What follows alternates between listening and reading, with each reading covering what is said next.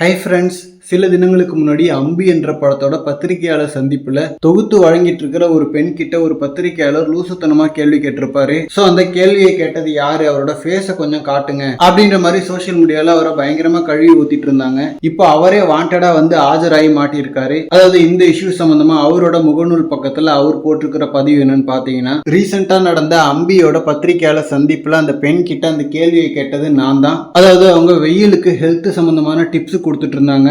So நீங்கள் அணிந்திருக்கும் உடை வெயில் காலத்திற்கு ஏற்ற உடை என்று நினைக்கிறேன், சரியா அப்படின்ற மாதிரி நான் கேட்டேன். ஜாலியாக நடந்த ஒரு நிகழ்வில் இது எனது ஜாலியான ஒரு கேள்வி. இதற்கு அந்த தொகுப்பாளினி, ஆம் இது காட்டன் புடவை, காற்றோட்டமாக இருப்பதற்காக கையில்லாத ரவிக்கை அணிந்திருக்கிறேன் அப்படின்னு சொல்லிட்டு எளிதாக பதில் கொடுத்திருக்கலாம். அப்படி இல்லைன்னா இது இந்த நிகழ்வுக்கான உடை, வெயிலுக்கான உடை இல்லைன்னு சொல்லியிருக்கலாம். அண்டு ஒரு தொகுப்பாளினிக்கு இருக்க வேண்டிய அடிப்படை தகுதியே இந்த மாதிரி விஷயங்களை எளிதாக எதிர்கொள்றது தான். பட் ஆனா அந்த அப்பாவி தொகுப்பாளினிக்கு இதை எதிர்கொள்ள தெரியல அப்படின்ற மாதிரி சொல்லி சம்பந்தம் இல்லாத ஏதோ புத்தர் கதையெல்லாம் ஷேர் பண்ணி வச்சிருக்காரு. ஸோ இவர் யாரு அப்படின்ற மாதிரி இவர் கேட்டுட்டு இருந்தவங்களாம் இப்ப இவரை செம்மையா போட்டு அடிச்சிட்டு இருக்காங்க. இவர் போட்ட பதிவுக்கு கீழே கமெண்ட்ல அவ்வளோ திட்டு. பத்திரிகையாளராக இருந்துட்டு முட்டாள்தனம் ஒரு கேள்வியை கேட்டுட்டு அதை சொன்னது நான் தான் சொல்லிட்டு வாண்டடா வேற வந்து மாட்டிருக்காரு. அண்ட் இவரோட இந்த போஸ்டுக்கு கீழே வந்திருக்கிற கமெண்ட்ஸை படிச்சாவது திருந்துறாரான்னு பார்க்கலாம். ஓகே ஃப்ரெண்ட்ஸ், இதை பத்தின உங்களோட கருத்துக்களை கமெண்ட்ல சொல்லுங்க. தேங்க்யூ.